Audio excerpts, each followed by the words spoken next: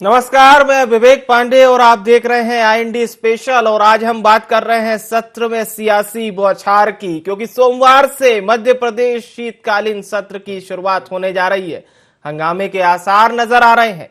विपक्षी रणनीति तैयार है, सरकार को घेरने विपक्ष ने प्लान भी तैयार कर लिया है और वहीं हर सवाल का जवाब देने सरकार भी तैयार है। सत्र से पहले सर्वदलीय बैठक भी हुई। 20 दिसंबर से मध्य प्रदेश विधानसभा का शीतकालीन सत्र शुरू होने जा रहा है। 5 दिवसीय सत्र में सदन की कुल 5 बैठकें होंगी।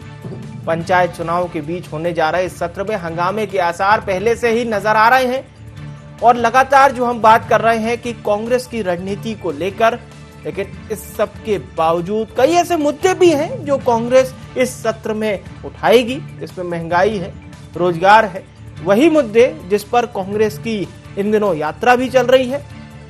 तो वहीं विपक्ष के हर सवाल का जवाब देने शिवराज सरकार तैयार नजर आ रही है। गृह एवं जेल मंत्री डॉक्टर नरोत्तम मिश्रा ने विधानसभा सत्र पर कहा है कि पत्थरबाजों पर विधेयक इस सत्र में लाने जा रहे हैं। जो लोग प्रदर्शन के दौरान आगजनी की घटनाएं करते हैं उनके खिलाफ विधेयक से वसूली की जाएगी और भी जनहित से कई जुड़े मुद्दे आएंगे। तो चलिए हम इस महत्वपूर्ण विषय पर चर्चा शुरू करेंगे, लेकिन उससे पहले आपको सुनवाते हैं सत्र से पहले क्या कुछ कहना है मध्य प्रदेश के प्रमुख सियासतदानों का। स्वाभाविक तौर पर बातचीत केवल सत्र के व्यवस्थित और सुचारू संचालन के संबंध में थी।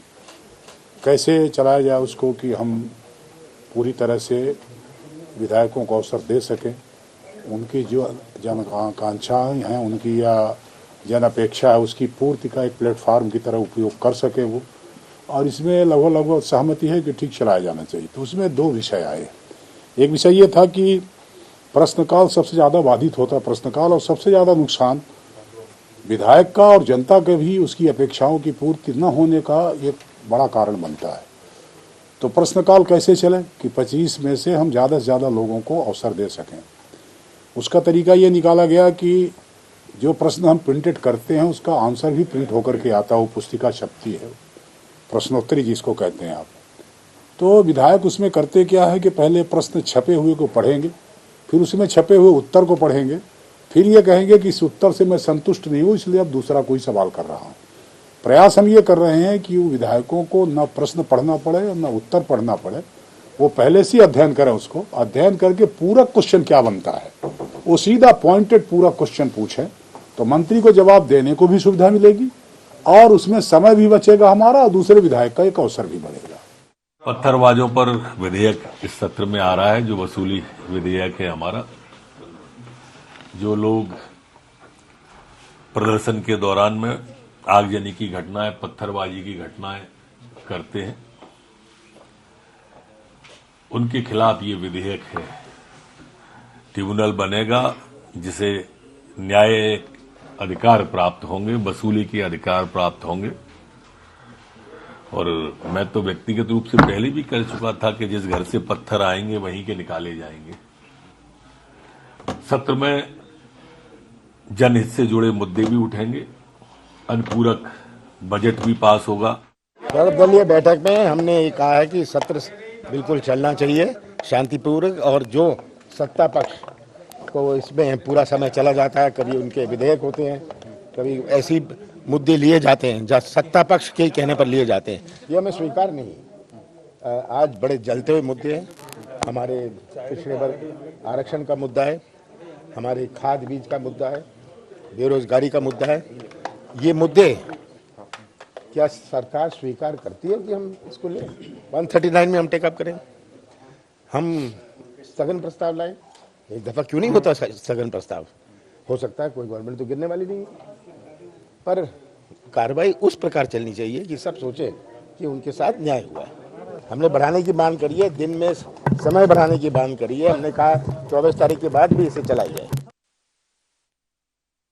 मध्य प्रदेश विधानसभा के नेता प्रतिपक्ष कमलनाथ कह रहे हैं कि खाद का मुद्दा है, बेरोजगारी का मुद्दा है और भी कई सारे मुद्दे हैं जो जोर शोर के साथ कांग्रेस सदन में उठाएगी। अब हम इस महत्वपूर्ण विषय पर चर्चा शुरू करते हैं। हमारे साथ सबसे पहले तो हमारे संवाददाता आमिर खान सीधा जुड़ चुके हैं।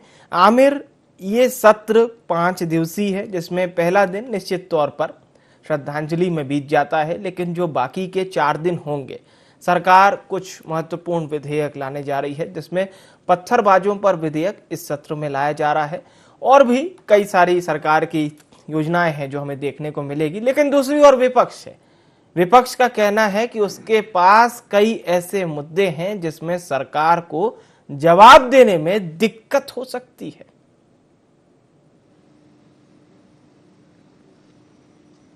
जी आमिर। देखिए, कल से मध्य प्रदेश विधानसभा का शीतकालीन सत्र शुरू होने जा रहा है। 5 दिन तक ये सत्र चलेगा और ये कहा जाए कि ये सत्र हंगामेदार हो सकता है क्योंकि विपक्ष ने सरकार को घेरने की पूरी तैयारी की है। सड़क से लेकर सदन तक जो है विपक्ष सरकार को घेरते हुए नजर आएगी क्योंकि हमने देखा कि कई ऐसे मुद्दे हैं जिसका भी सर्वदलीय बैठक में कमलनाथ जो नेता प्रतिपक्ष है मध्य प्रदेश विधानसभा के, उन्होंने कहा कि बहुत जलते हुए मुद्दे हैं मध्य प्रदेश में, चाहे वो बेरोजगारी का मुद्दा हो, चाहे ओबीसी के आरक्षण का मुद्दा हो, चाहे खाद बीज का मुद्दा हो, ये सब मुद्दे जो है सदन में गरमाएंगे और सरकार से इस पर सभी मुद्दों पर चर्चा करने की मांग करेंगे। लेकिन सरकार कुछ ऐसे विधेयक लेकर आती है जिसकी वजह से पूरा समय उसी में बर्बाद हो जाता है, लेकिन जो मुद्दे हैं उस पर चर्चा नहीं हो पाती है। आज सर्वदलीय बैठक हुई है, सदन बेहतर तरीके से चल सके इसको लेकर जो है दोनों ही पक्षों की ओर से सहमति जताई गई है। और एक इसके अंदर खास बात यह है, इस बार एक ये कहे कि नई व्यवस्था अध्यक्ष की ओर से की गई है। अक्सर हम देखते थे कि एक प्रिंट पुस्तिका मिलती है विधायकों को, उसमें उनके सवाल और उस सवाल का उत्तर भी लिखा होता है। तो कई बार सदन में विधायक जो है उसी सवाल को, उसी उत्तर को दोहराते हैं, उसके बाद उसमें से निकला हुआ पूरक प्रश्न करते हैं, तो उसमें समय ज्यादा लगता है। लेकिन अब सीधे तौर पर अध्यक्ष ने कहा है कि प्रिंट किए हुए प्रश्न और उत्तर तो लिखे हुए हैं, इसके अलावा कोई आपका सवाल है तो पूरक प्रश्नोत्तर काल में जो है पूरक प्रश्न ही सीधे पूछे जाएं।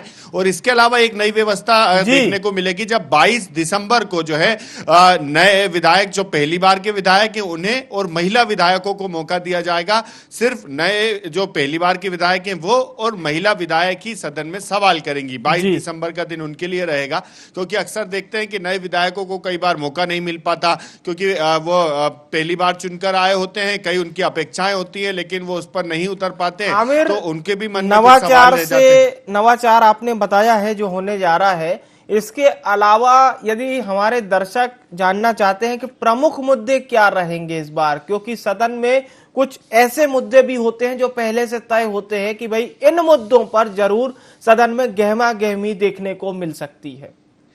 देखिए, सबसे प्रमुख मुद्दे की अगर हम बात करें तो विपक्ष ने जो सरकार को घेरने की तैयारी की है वो महंगाई के मुद्दे को लेकर घेरने की तैयारी की है, बेरोजगारी के मुद्दे को लेकर घेरने की तैयारी की है, किसानों को मिलने वाली खाद और बीज की समस्या को लेकर घेरने की तैयारी की है। क्योंकि हमने नेता प्रतिपक्ष कमलनाथ ने भी हमसे यही कहा कि बहुत सारे मुद्दे ऐसे हैं मध्य प्रदेश के जिसपे सरकार से चर्चा करनी है सदन में, लेकिन सरकार जो है इस सदन में इन मुद्दों पर चर्चा नहीं करती बल्कि विधेयक लाकर जो है उसी पर चर्चा करवाती है और समय पूरा खत्म हो जाता है। और कांग्रेस की ओर से जो है समय को बढ़ाने की भी मांग की गई है कि 4-5 दिन का जो समय है वो बहुत कम समय है बल्कि इसको बढ़ाया जाए। लेकिन जो विधानसभा अध्यक्ष उन्होंने कहा कि समय को ना बढ़ाते हुए समय अवधि बढ़ाई जाए, भाई शाम तक चर्चा की जाए, रात तक चर्चा की जाए, और कोई मुद्दे हैं तो देर रात तक चर्चा की जाए। लेकिन जब समय आपके पास पूरा है, कई बार हल्ला करते हुए ये सदन स्थगित हो जाता है, फिर दूसरे दिन की कार्रवाई का इंतजार करते हैं, फिर दूसरे दिन स्थगित। तो लेकिन अगर सदन में जनता के जनहित के मुद्दों पर चर्चा होगी तो जाहिर है वो जनता के लिए भी लाभकारी होगा, कोई फैसले होंगे। उम्मीद भी यही की जाने चाहिए कि जनता के प्रमुख मुद्दों पर ही चर्चा हो। एक बार फिर से मैं आपके पास लौटूंगा, बने रहिएगा हमारे साथ। सोहनलाल वाल्मीकि जी जुड़ चुके हैं, कांग्रेस विधायक हैं। सोहनलाल जी, बहुत स्वागत है। क्या प्रमुख मुद्दे लेकर जा रहे हैं आप लोग सदन में सर? देखिए, सबसे पहली बात तो ये है कि जिस तरीके से भारतीय जनता पार्टी की पिछले 18 सालों से सरकार है, जो इनका मैंने कार्यप्रणाली देखा हूँ कि जो विधानसभा सत्र की जो अवधि रहना चाहिए वो धीरे धीरे कम होते जा रही है।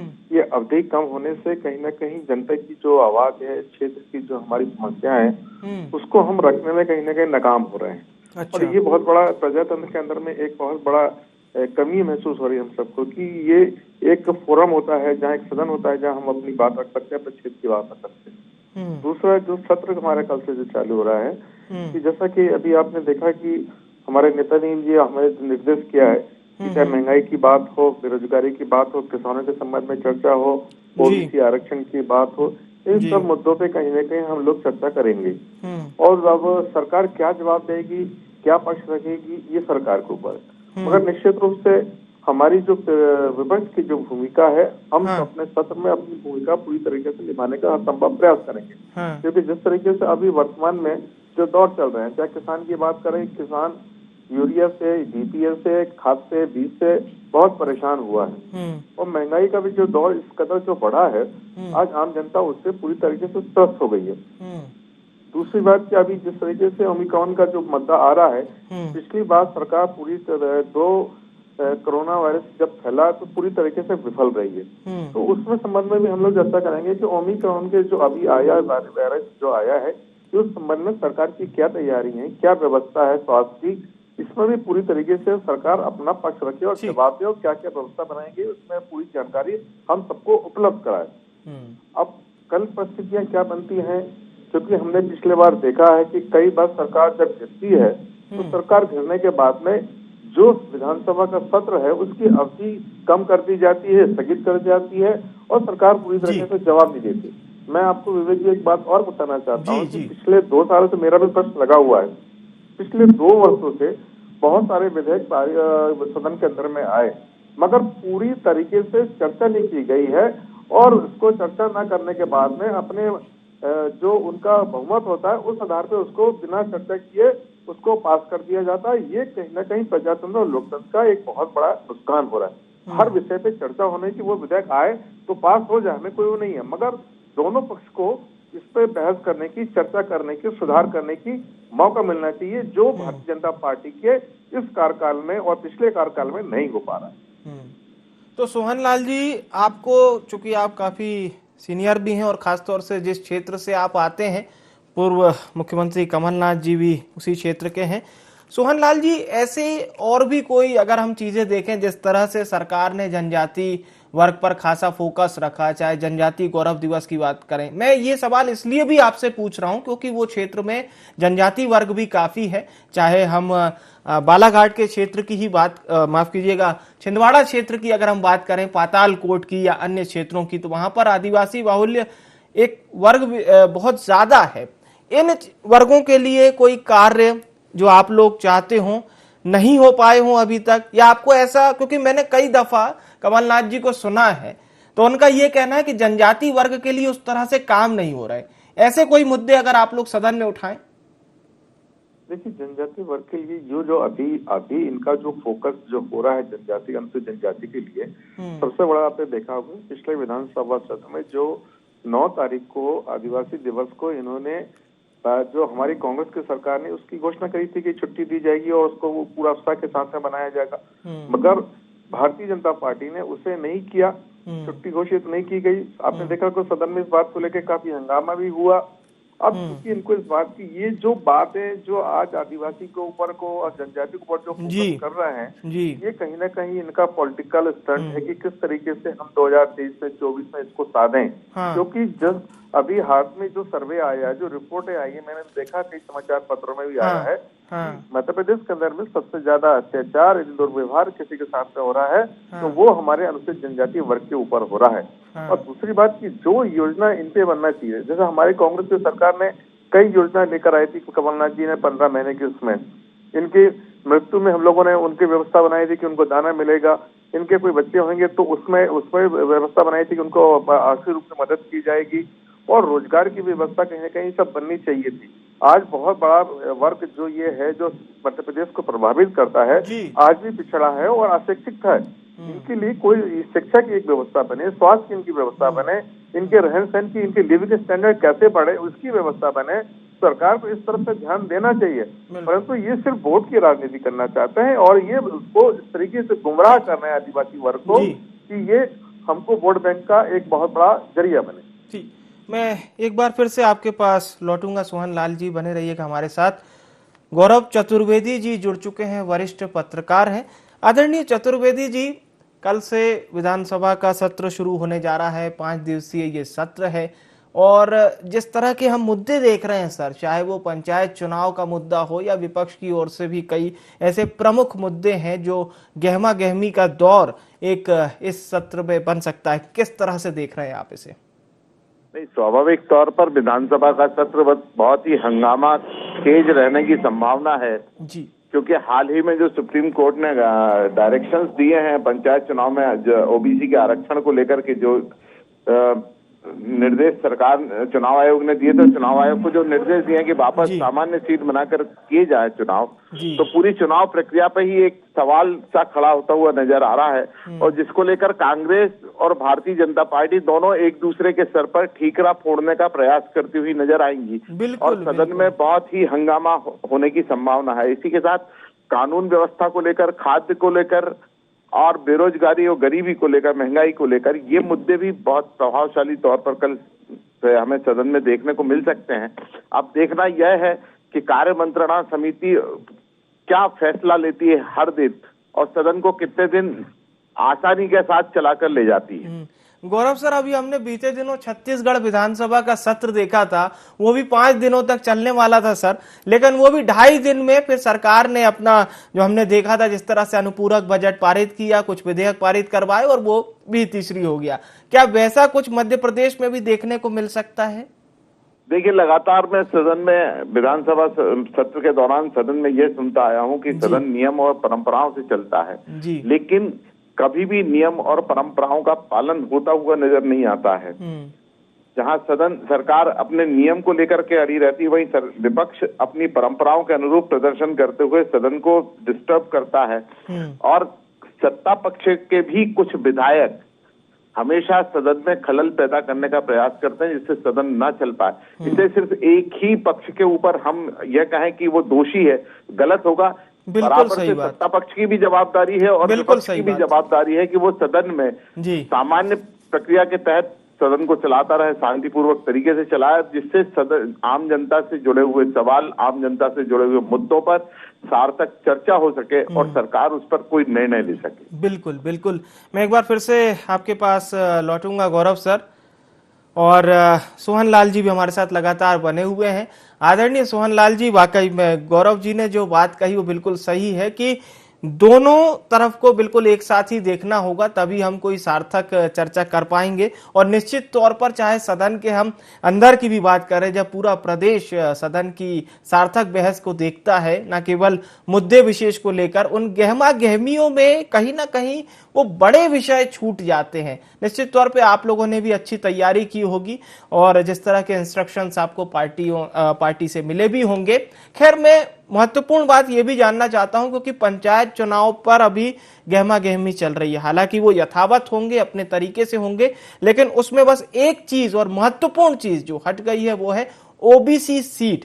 इस मुद्दे को किस तरह से देख रहे हैं आप लोग?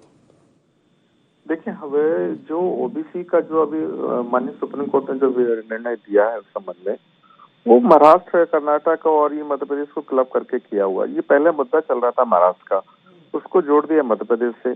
अभी ये जो ये पक्ष तो सरकार जो मध्य प्रदेश की है, भारतीय जनता पार्टी की, इनको अपने तरीके से रखना था। ये 15 दिसंबर को सरकार ये ओबीसी का मुद्दा वहां से इनको हारी, वहां से इनको विफलता मिली इस बात को रखे, और विफलता इससे मिली है कि भारतीय जनता पार्टी की सरकार ये ओबीसी का 27% आरक्षण देना ही नहीं चाहती है।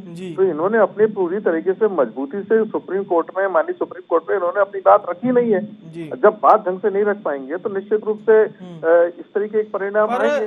वाल्मीकि साहब, सबसे महत्वपूर्ण बात यह है सर कि मैं मंत्री भूपेंद्र सिंह जी को सुन रहा था, उनका ये कहना है कि कांग्रेस इस मुद्दे को सुप्रीम कोर्ट में लेके गई दलील के तौर पर, और यही प्रमुख वजह बनी जिससे ओबीसी भाइयों का जो हक है उससे उनको वंचित किया जा रहा है। उनका ये कहना है कि कांग्रेस ओबीसी विरोधी है। नहीं, ओबीसी का मुद्दा तो देखिए, जो नागर जी हैं, एक जो उन्होंने अपनी व्यक्तिगत रूप से लगाई थी, तो उस पक्ष में सरकार उसमें हारी है। हमारा तो कोई मुद्दा नहीं। हमारा जो मुद्दा वर्तमान का था, इसमें तो जो पंचायत के चुनाव आरक्षण को लेके मुद्दा चल रहा था हमारा, तो कि भाई 2014 के आधार पे क्यों आप इसमें चुनाव कराएंगे? जो रोस्टर की पद्धति है, जो रोटेशन होता है, उस आधार पे चुनाव होना चाहिए। ये तो संविधान के विरुद्ध जो चुनाव हो रहे थे पंचायत के, उस संबंध में हमारी कुछ लोगों ने अपनी याचिका दायर करी थी जी। इसका तो हमारा कोई मुद्दा ही नहीं था कांग्रेस का इस विषय पे। हमारा तो कोई इशू नहीं है, ये तो सरकार का इशू है ये वाला। अब ये सरकार अपने आप को बचने के लिए कांग्रेस के सर के ऊपर ठीकरा फोड़ना चाहती है, क्योंकि इनकी कमी और गलतियों के कारण आज पूरा ओबीसी के बाद पिछड़ा वर्ग 27% आरक्षण से प्रभावित हुआ। हम लोगों ने इसे तो लागू किया था, कमलनाथ जी ने बोला था। आप सरकार आयोग क्यों नहीं गठन करता? ये आयोग तो इसमें स्पष्ट रूप से कहा गया है कि आयोग का गठन करें, आयोग के गठन के करने के बाद उसमें रिपोर्ट प्रस्तुत करें, और प्रस्तुत जिस दिन रिपोर्ट प्रस्तुत हुई आयोग की, आयोग ने तो अभी सर सरकार से ही जवाब मांगा है। बहरहाल मैं ये बात जरूर है, आप लोगों का हालांकि पक्ष वो यथावत रहेगा, पर इतना जरूर मैं जानना चाहूंगा कि जो ओबीसी को लेकर जो स्टैंड की बात करें, चाहे पीसीसी चीफ कमलनाथ ने जो बात क्लियर कही हो, लेकिन एक आखिरी और बहुत महत्वपूर्ण बात यह कि आप लोग का स्टैंड क्या रहेगा इस विषय को लेकर? देखिए, हम लोग तो देखिए आज हमारी विधायक दल की बैठक है शाम को अभी 7 बजे। माननीय कमलनाथ जी हमारा विधायक दल की बैठक जो विषय में इसमें जो निर्णय लेगी वो पक्ष हमारा उस दिन रहेगा, कल रहेगा, इस सदन के अंदर में रहेगा। अभी मैं इस बारे में मैं अकेला चूंकि मैं ही बोलूंगा, ये पार्टी का निर्णय होगा, जो निर्णय होगा निश्चित तौर पर। बहुत बहुत धन्यवाद वाल्मीकि साहब हमारे साथ जुड़ने के लिए। एक बार फिर से गौरव जी का रुख करते हैं। आदरणीय चतुर्वेदी साहब, ये बात तो क्लियर है, जो बात आप कह रहे थे वो अक्षरशः सही है कि सदन में हमेशा इस बात की चर्चा होती है कि सदन परंपरा से चलता है, लेकिन वैसा होता हुआ दिखाई नहीं देता। एक छोटी सी प्रतिक्रिया आपसे चाहूंगा सर। अब देखिए, जो होता रहा है, हम अगर उसको छोड़कर बात करें और सत्ता पक्ष और विपक्ष के सभी विधायक और जो प्रमुख नेता हैं वो अगर इस बात को तय कर लें कि हमें सदन को शांतिपूर्वक ढंग से चलाना है, मुद्दे बहुत ही गंभीर हैं, चाहे पिछड़ा वर्ग से संबंधित मुद्दे रहे हों, चाहे कानून व्यवस्था से संबंधित मुद्दे हों, या महंगाई या अन्य मुद्दों को लेकर के, लेकिन जो राजनीतिक लाभ लेने की कोशिश की जाती है सदन में, क्योंकि सदन में कई बार मुद्दों के ऊपर विपक्ष सरकार को घेरने का प्रयास करता है और सरकार बचने का प्रयास जो करती है, उसमें कई बार स्थितियां गड़बड़ा जाती हैं, जिसके कारण सदन चल नहीं पाता है या सदन को स्थगित करना पड़ता है शोरगुल के कारण, हंगामे के कारण। तो ऐसी स्थिति निर्मित ना हो, बस यही प्रार्थना मैं सत्ता पक्ष और विपक्ष दोनों से करना चाहूंगा। और देखते हैं कल से सदन शुरू होना है, क्या हमारे आग्रह को और आम जनता के भरोसे को जीतने का प्रयास करते हैं विधायक दल। बिल्कुल सर, बहुत बहुत धन्यवाद सर हमारे साथ जुड़ने के लिए। और एक बार फिर से रुख करते हैं हमारे संवाददाता आमिर खान लगातार हमारे साथ बने हुए हैं। आमिर, ये बात तो तय है, हम कितना भी कह लें कि विपक्ष ये मुद्दे उठाए या जो भी, लेकिन जब सदन में चर्चा शुरू होती है, और हमने देखा है अगर हम पहले दिन को छोड़ दें, कभी दूसरे दिन की अगर हम बात करें, तो जो 3 से 4 प्रमुख मुद्दे हैं उन्हीं के इर्द गिर्द ये सदन चलने वाला है।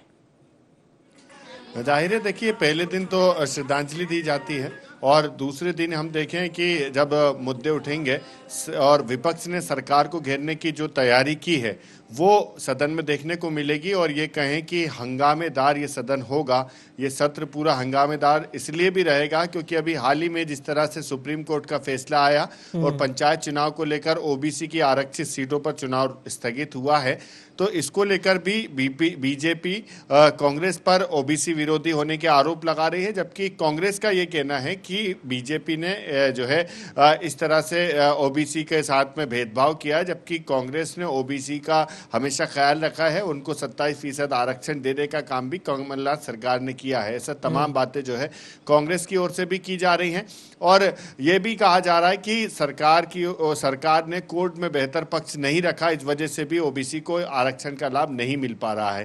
खैर, ये आरोप प्रत्यारोप है, लेकिन जिस तरह से सदन में आज विधानसभा अध्यक्ष ने भी कहा कि जनता की समस्याओं को लेकर चर्चा हो, जनता के लिए जनहित के लिए जो योजनाएं चलाई जा रही हैं उस पर चर्चा होनी चाहिए, बल्कि हंगामा नहीं होना चाहिए। तो 4 दिन हो, 5 दिन हो या हफ्ते भर हो, समय उसके लिए मायने नहीं रखा था। समय मायने ये रखा था कि सदन में क्या कुछ मुद्दों पर चर्चा हो रही है। बिल्कुल, मायना यही रखता है कि सदन में क्या कुछ मुद्दों पे चर्चा होती है। बहुत बहुत धन्यवाद आमिर हमारे साथ जुड़ने के लिए। तो कल से सत्र शुरू हो रहा है, कांग्रेस की अपनी तैयारी है, सरकार के जवाब देने की अपनी तैयारी है। क्या कुछ सदन में होगा, किस तरह से ये सदन चलेगा, वो तो कल ही पता चलेगा। फिलहाल के लिए IND स्पेशल में इतना ही। मुझे यानी विवेक को दीजिए इजाजत। नमस्कार।